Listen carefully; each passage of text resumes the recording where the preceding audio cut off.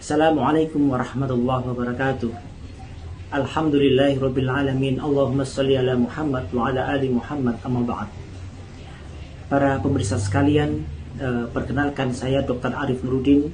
Saya seorang internis yang kebetulan bekerja di Rumah Sakit Dr. Muwardi yang ada di Surakarta. Dan saya ingin berbagi kisah bahwa di awal-awal wabah corona ini datang ke Surakarta, maka saya termasuk salah satu dokter yang kebetulan merawat seorang pasien terkonfirmasi COVID-19 dan kemudian dirawat di Rumah Sakit Muwardi, dan kemudian pasien itu pun sekarang sudah meninggal dunia. Sehingga pada saat itu saya pun akhirnya berstatus sebagai ODP dan harus diisolasi selama 14 hari. Saya ingin berbagi tips-tips apa saja yang saya lakukan selama 14 hari ketika diisolasi tersebut, tapi dari sisi rohaniyah. Karena saya yakin kalau dari sisi jasmaniah, dari sisi kesehatan, para dokter, para ahli sudah memberikan banyak sekali masukan-masukan hal-hal apa saja yang mesti dilakukan ketika isolasi 14 hari. Maka saya di sini akan menyampaikan dari sisi rohaniyah. Karena saya yakin bahwa sisi rohaniyah ini pun tidak kalah pentingnya dalam menyokong kesembuhan pasien yang terkonfirmasi COVID-19. Para pemirsa sekalian, hal yang saya lakukan yang pertama kali adalah bahwa kita semua sangat paham. Semua orang yang mengalami isolasi 14 hari, baik berstatus sebagai OTG, ODP, PDP, ataupun bahkan confirm COVID-19, pasti akan mengalami stres yang sangat hebat. Pasti akan mengalami panik, cemas, gelisah, karena jauh dari keluarga, bingung, ketakutan, dan lain sebagainya. Dan hal ini akan menurunkan daya tahan tubuh kita, dan sungguh obat-obat yang diberikan menjadi tidak efektif kalau daya tahan tubuh kita tidak baik. Oleh karena itu, hal pertama yang saya lakukan dan saya sarankan untuk dilakukan adalah meriset ulang psikis kita, memperbaiki psikis kita, menghilangkan stres sejauh-jauhnya. Dengan cara apa? Yang pertama, kita berbaik sangka kepada Allah Subhanahu wa Ta'ala. Sungguh Allah sangat sayang kepada kita, sehingga Allah berikan penyakit ataupun status kita ODP, OTG, PDP ataupun confirm, karena sungguh Allah sangat sayang kepada kita.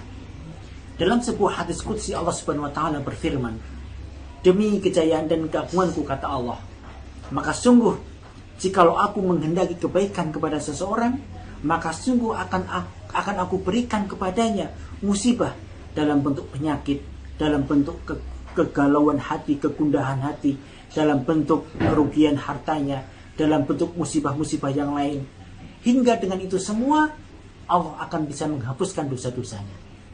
Kemudian Allah melanjutkan, jikalau dengan itu semua kok dosanya masih tetap ada, maka Allah akan sakitkan ketika sakaratul maut, supaya betul-betul dosanya habis, dan ketika menghadap Allah kelak sudah dalam kondisi bersih dari dosa. Hadis qudsi ini menunjukkan bahwa sungguh orang yang Allah takdirkan musibah kepadanya, berikan musibah, menunjukkan kalau Allah sangat sayang kepada kita, Allah ingin menghapuskan dosa-dosa kita. Dalam hadis yang lain, dalam hadis riwayat Bukhari Muslim, Rasulullah SAW menyampaikan, ma yusibal muslim min nasbin wala wasbin wala hammin wala hazan wala adha wala ghammin hatta syaukata yushakiha illa kafarallahu biha min khatayah. Kata Rasulullah SAW, tidaklah menimpa seorang muslim suatu kelelahan, suatu penyakit, suatu musibah, suatu kesedihan, kesusahan, suatu rasa gundah gulana hati, ya. Bahkan kata Rasulullah SAW, bahkan duri yang menyentuh ataupun menusuk kakinya pun, atau lebih ringan dari itu kata Rasulullah SAW, maka dengan itu semua Allah akan gugurkan dosa-dosa orang tersebut jika orang itu sabar dalam menghadapinya.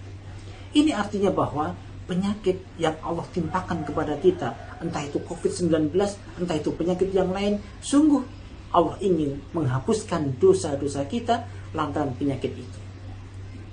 Insya Allah dengan cara pemikiran seperti ini, maka ini akan meriset psikis kita, akan kembali tenang hati kita dalam menghadapi isolasi 14 hari ini.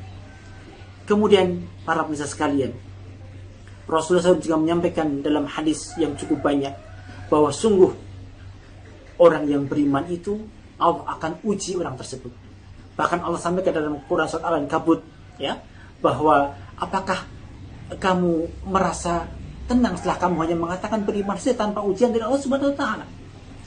Artinya, kalau kita ingin dikatakan beriman, maka sungguh Allah akan uji kita. Baik itu dengan penyakit, dengan musibah, ataupun dengan yang lainnya. Dan sungguh Allah akan naikkan derajat kita jikalau kita lulus ujian dalam menghadapi penyakit seperti ini dengan kesabaran yang luas.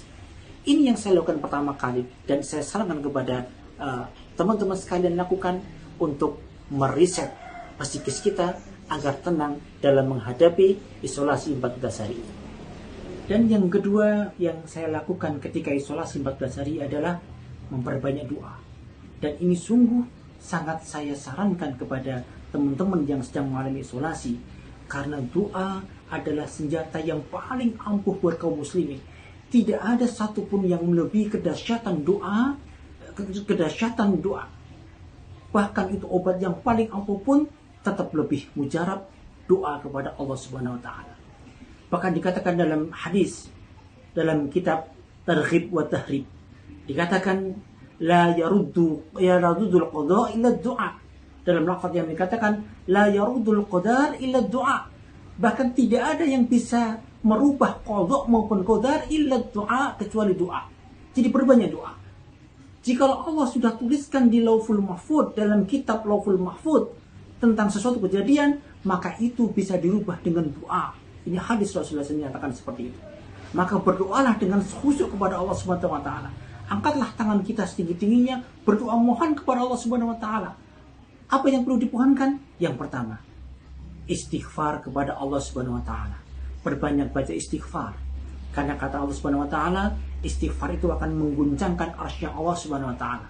Istighfar itu selain Allah akan ampuni dosa-dosa kita, maka Allah akan kabulkan semua doa kita lantaran istighfar ini. Maka perbanyaklah baca istighfar. Astaghfirullahaladzim, astaghfirullah wa atubu ilaihi, ataupun yang lain. Kemudian yang kedua, baca doa. Dan Rasulullah SAW mengajarkan kepada kita kumpulan doa-doa agar kita terhindar, terselamatkan dari wabah, dari musibah, dari penyakit dan lain sebagainya.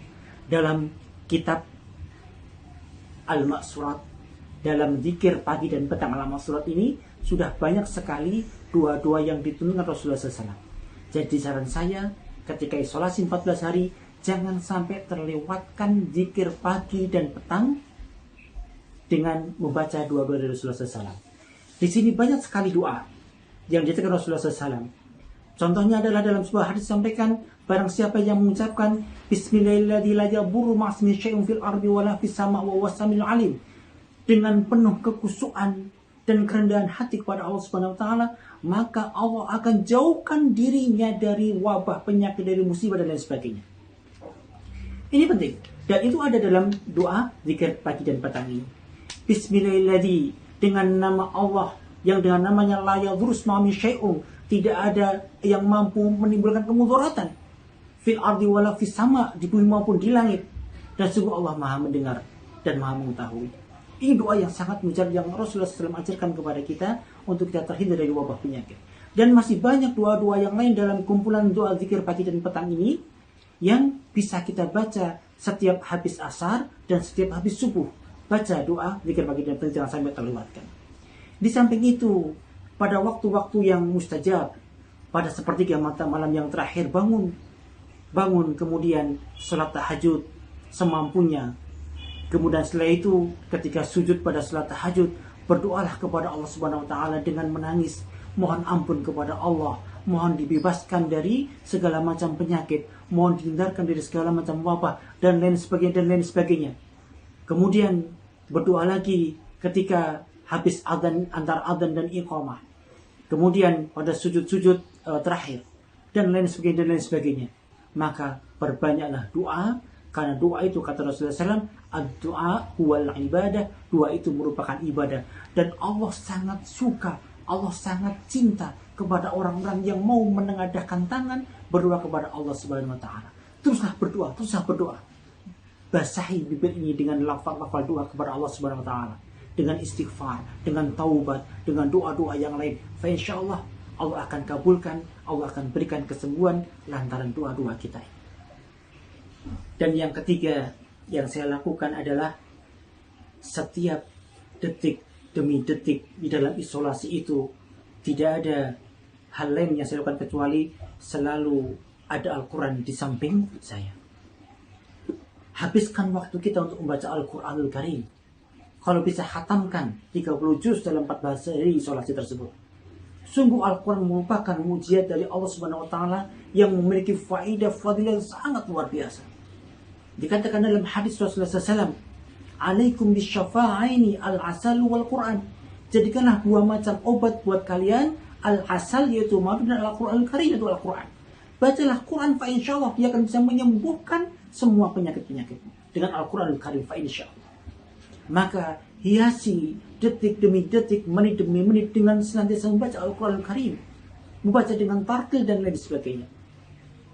Dan dalam Al-Quranul Karim Allah sampaikan dalam sebuah ayat bahwa sungguh dengan membaca Al-Quran, dengan berzikir itu akan bisa menenteramkan hati. Dan orang yang hatinya tentram, pasti sistem imunnya akan meningkat, akan naik. Dan kalau sistem imun akan naik, maka sungguh virus apapun tidak akan bisa mengganggu kepada tubuh kita. Maka bacalah Quran selama penantian 14 hari itu.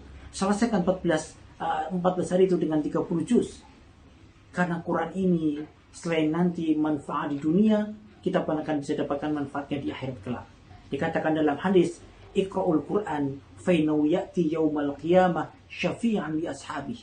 Bacalah Quran karena sungguh dia akan bisa memberikan syafaat buat kalian nanti di yaumil qiyamah buat para pembacanya.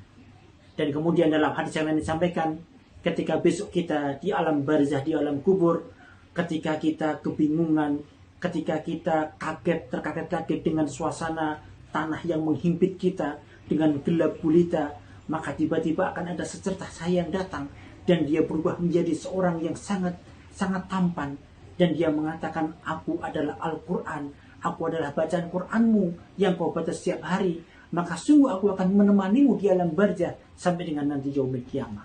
Maka bacalah Quran selama 14 hari ini. Dulu ketika kita sibuk dengan urusan dunia, tidak pernah sempat, bahkan menyentuh Quran pun tidak sempat. Maka saat inilah saat yang paling tepat.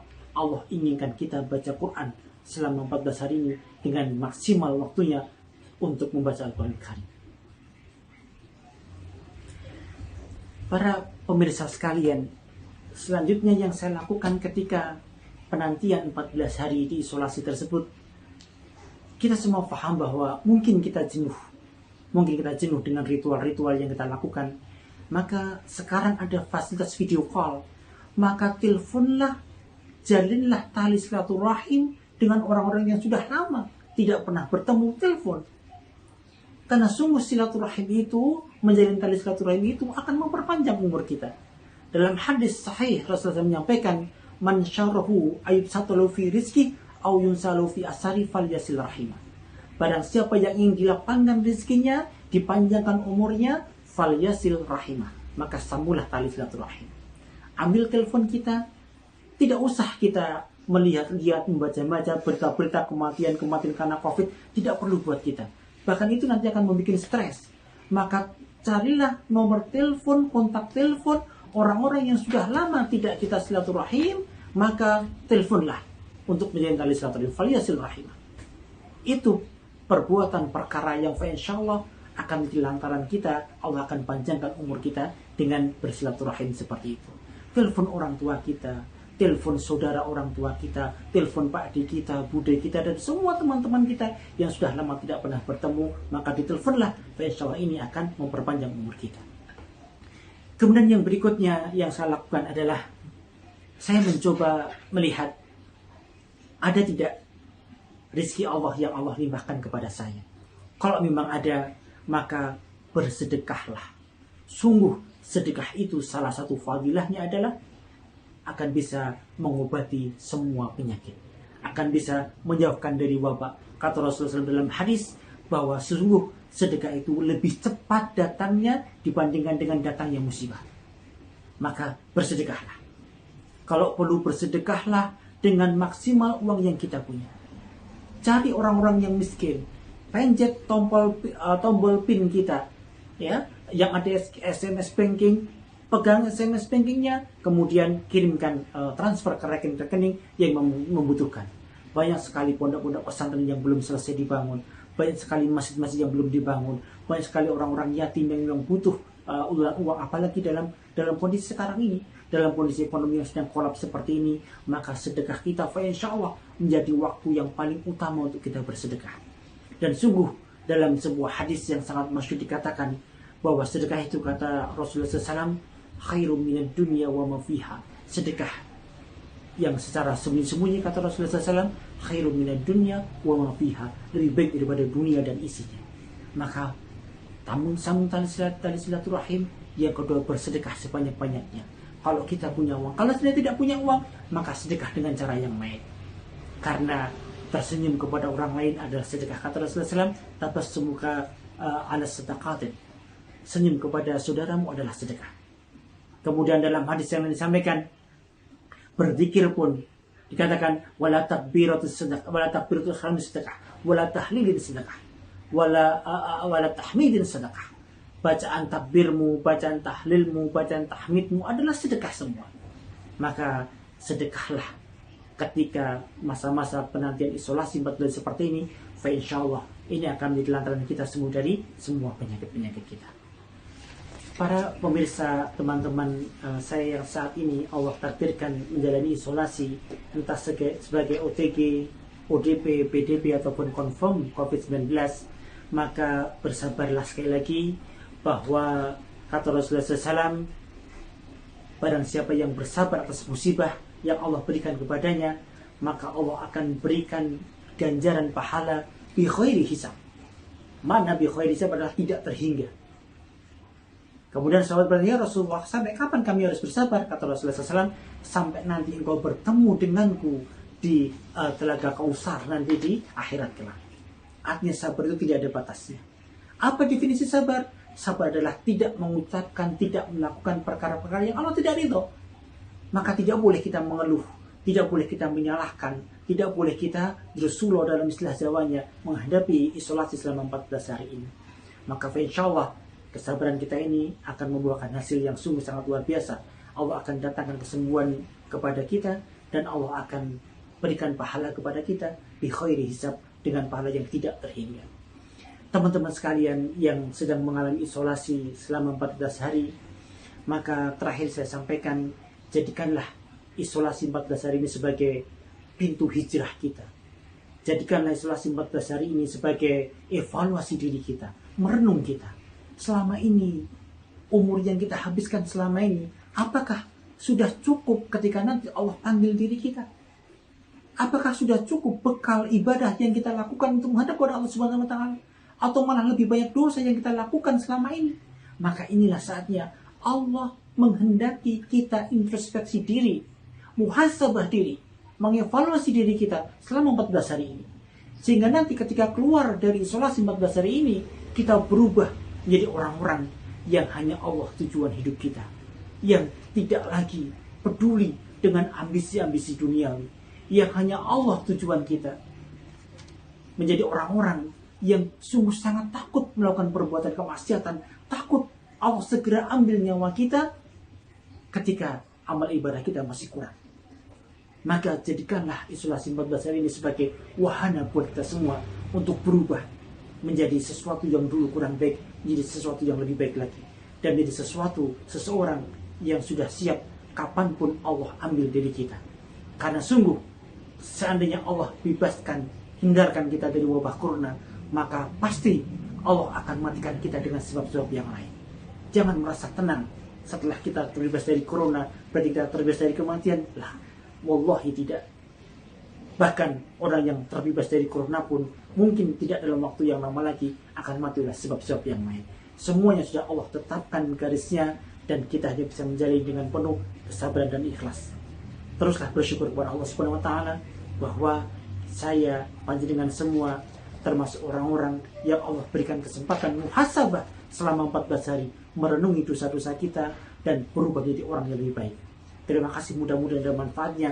Teruslah semangat dan berjuang melawan COVID-19 ini.